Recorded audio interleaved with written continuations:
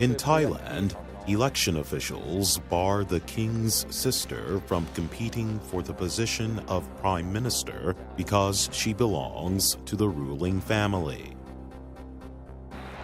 Thousands of Spaniards joined a protest in Madrid on Sunday to demand that Prime Minister Pedro Sanchez resign from office.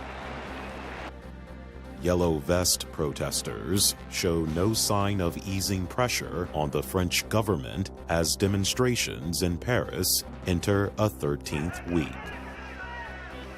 And the acting chief of the United States military, Pat Shanahan, visits Afghanistan for talks with Afghan leaders and U.S. commanders.